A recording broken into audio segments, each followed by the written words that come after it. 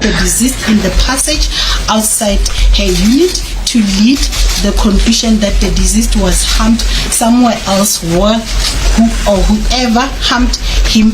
As the courtroom began to fill, a heavy hush descended over the rows of wooden benches, broken only by the faint shuffle of legal documents and the quiet murmur of reporters setting up their equipment. It wasn't just another day in court. The air felt charged, as if everyone present could sense that what was about to unfold could shape the future of Tiffany Meek, a mother now accused of the unthinkable. Spectators shifted in their seats, glancing anxiously at the dock where Tiffany sat, her face pale and drawn, her hands tightly clasped together. At the front of the courtroom, the lead prosecutor stood, voice steady but edged with gravity. She laid out the prosecution's position with calculated precision. If Tiffany Meek were granted bail, the consequences could be catastrophic. Not only was she facing the possibility of life behind bars, but that very fear, the prosecutor argued, made her a danger outside the courtroom. A person under that kind of pressure, someone with everything to lose, could be capable of desperate actions. Actions like intimidating witnesses, tampering with evidence, or even disappearing altogether. The tension spiked as the investigating officer was called to the stand for cross-examination. He hesitated for a moment, visibly uncomfortable under the defense's pointed questions. But when asked directly whether Tiffany, if released, might act irrationally or even dangerously due to fear, he answered with a reluctant nod. "Yes," he said. "It's possible. When someone is fighting for their freedom, their instincts can take over. Self-preservation can lead to unpredictable behavior." The prosecutor seized on this moment. She reminded the court, and everyone watching, that Tiffany wasn't just facing a minor charge. She was charged under Schedule 5, the most serious classification. If convicted, she could spend the rest of her life in prison. That reality alone, the prosecutor emphasized, was enough to tempt flight. The weight of those words seemed to settle into the walls of the courtroom. Silence followed. The judge, seated high above, took in the arguments without expression, her fingers slowly turning the pages of her notes. The only sounds were the quiet clicks of a stenographer's keyboard and the occasional rustle of a paper being passed between attorneys. For a brief moment, the entire courtroom seemed frozen in time, suspended between the fear of letting a dangerous suspect walk free, and the ethical duty to uphold the principle of innocent until proven guilty. The spotlight was no longer just on Tiffany Meek, it was on the justice system itself, and whether it would choose caution, compassion, or control. As the prosecution concluded, the defense attorney slowly rose to his feet.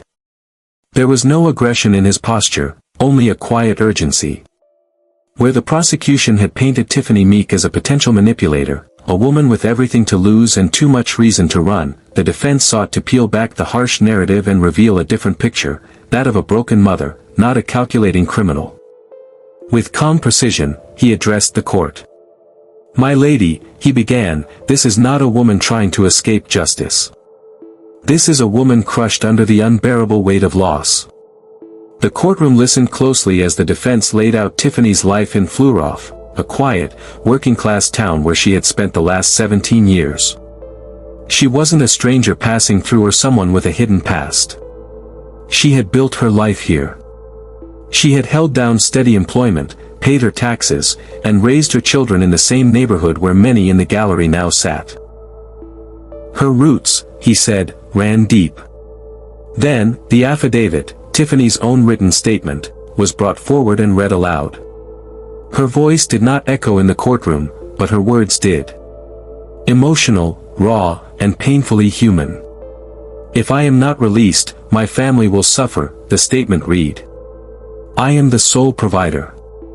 We are not wealthy. We are not connected. We are just trying to survive. I promise this court, I will not run. I have nowhere to go, no support system outside of this town. My children's memories are here. My child's grave will be here. And so will I." For a moment, there was a shift in the room. The cold, procedural atmosphere gave way to something more fragile. Some heads bowed. Others looked toward Tiffany in silence. But even as her defense spoke with conviction, even as her statement tugged at the emotional threads of the courtroom, all eyes slowly returned to Tiffany Meek herself. Sitting behind the glass dock, her hands trembled slightly as she gripped its edge. Her fingers clenched, released, then clenched again. Her face was composed, almost too composed, but her eyes told a different story. There, behind the carefully measured breathing and courtroom etiquette, was unmistakable fear. The fear of a woman who knew that her future could hinge on a single decision, one she had no control over. And the judge noticed. Everyone did. The prosecutor's accusations had weighed heavy, but now, Tiffany's visible anxiety added a new layer. Was it the fear of being wrongly imprisoned, or the guilt of someone hiding a darker truth? In that moment, the courtroom was not a place of facts alone, it was a battlefield of emotions, narratives, and perception. And Tiffany Meek stood at the center, her fate balanced precariously on a knife's edge. Outside the courthouse, the chill of winter bites through thick coats and gloves, but it does little to cool the intensity radiating from the gathered crowd. The streets are lined with protesters, their breath fogging the icy air as they chant in unison, voices raw and determined. Hand-painted signs are lifted high above their heads, some scrawled in urgency, others carefully lettered as if each stroke carried the weight of their anger. Justice for Jaden Lee. No bail for child killers. Protect the innocent, even in death. To many in this crowd, Tiffany Meek is not a mother, she is the accused, the woman who reported her son missing and is now at the center of a chilling murder investigation.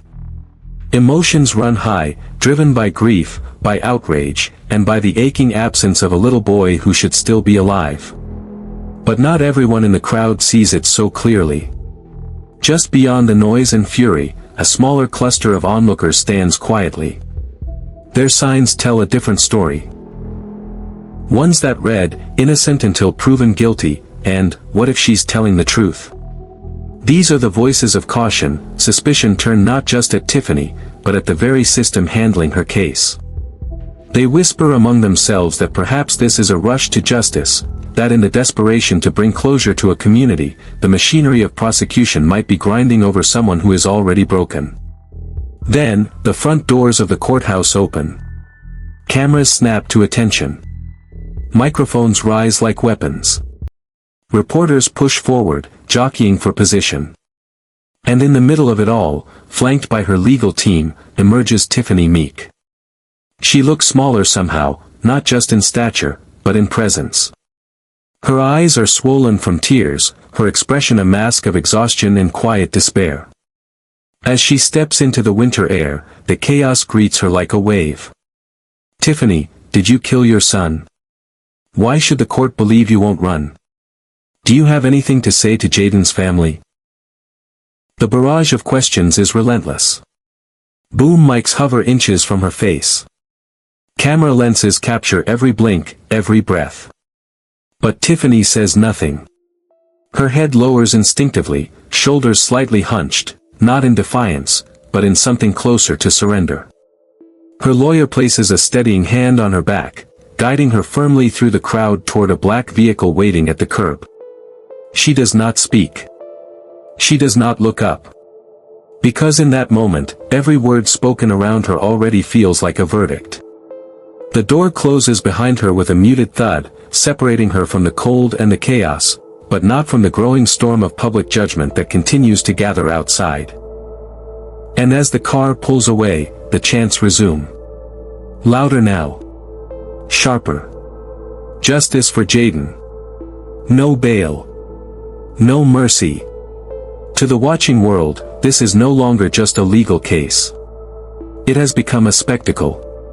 A grieving town. A dead child. And a woman caught between the demand for answers and the unbearable silence that surrounds them. This case is no longer confined to the quiet streets of Fluroff. It has exploded onto the national stage. What began as a tragic missing persons report has now morphed into a relentless media circus. Outside the courthouse, news vans crowd the pavement, satellite dishes jutting into the winter sky like watchful eyes. Journalists broadcast live segments to audiences across the country, their words sharp and urgent.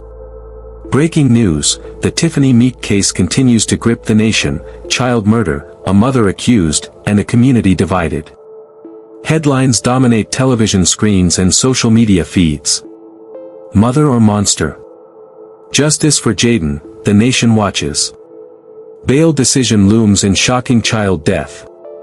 The courthouse, usually a place of routine legal proceedings, now feels like the epicenter of something far greater, a public reckoning.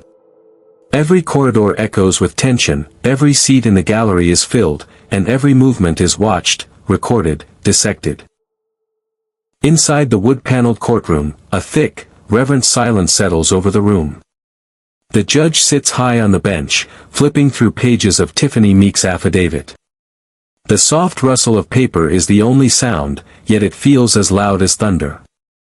Each word she reads could sway a life, toward freedom or further confinement. In the public gallery, Jaden Lee's family sits shoulder to shoulder, their grief carved into their expressions like stone. Their eyes never leave Tiffany. Not once. They scan her every movement, her every blink, as if hoping to glimpse something buried beneath her composed exterior, guilt, regret, or perhaps even innocence. But Tiffany avoids their gaze, staring straight ahead, hands clasped tightly, knuckles white. Behind the family, neighbors have also gathered. Some came out of curiosity, others out of loyalty to Jaden's memory. But their whispers cut through the silence like razors.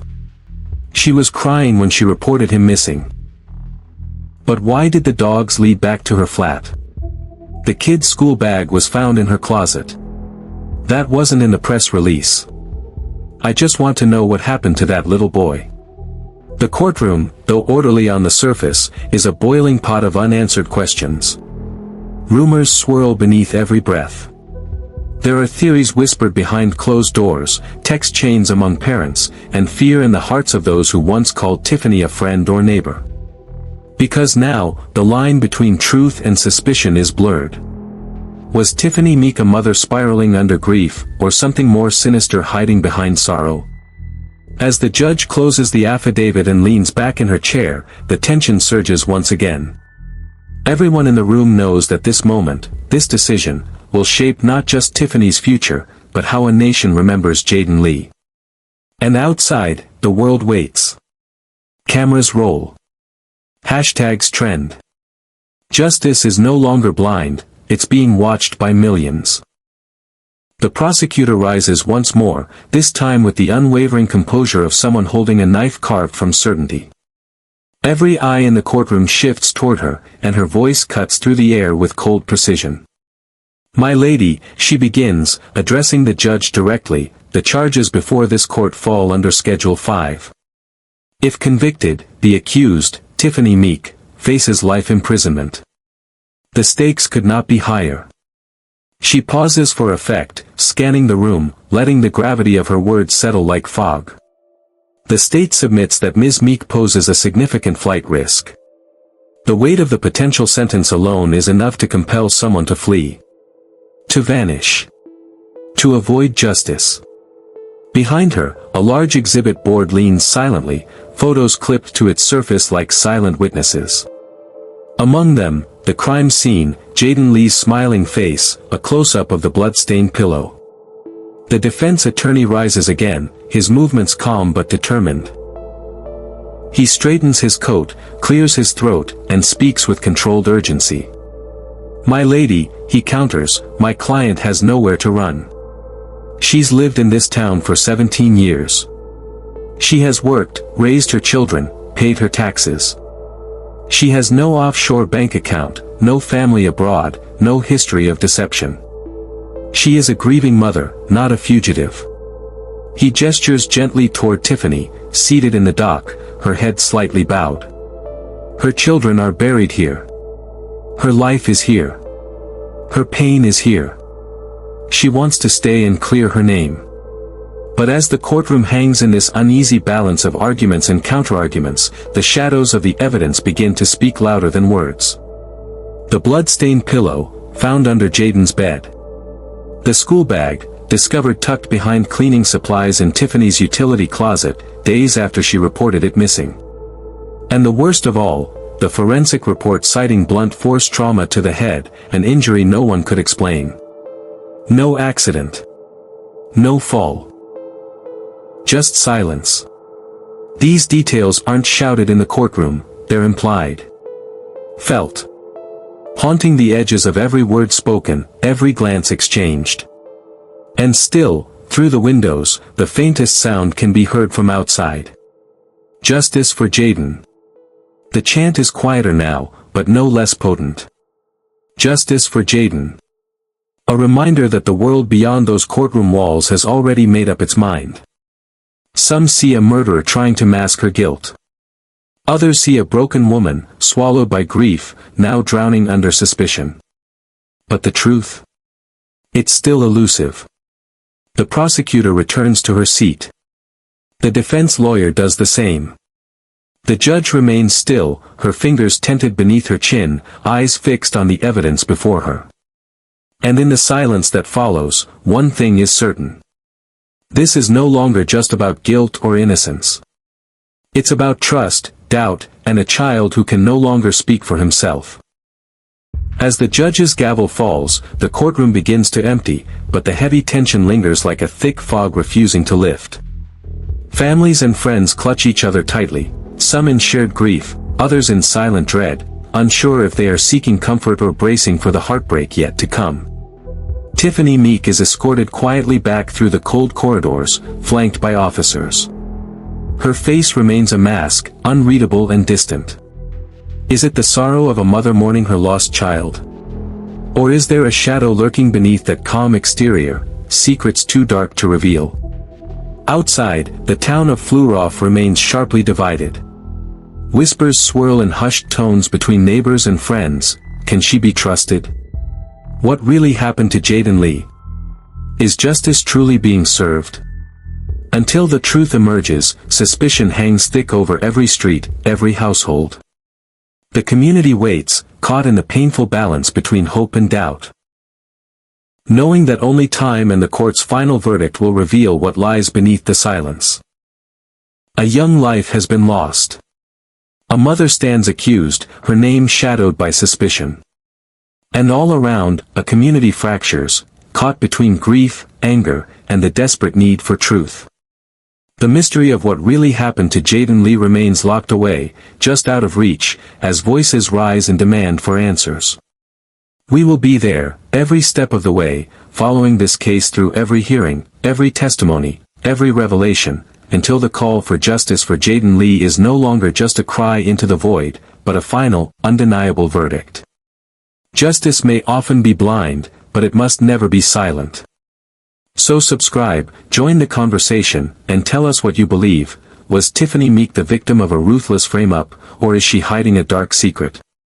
Because only by watching closely, speaking loudly, and refusing to look away can we shine a light on the truth, and make sure it finally sees the day.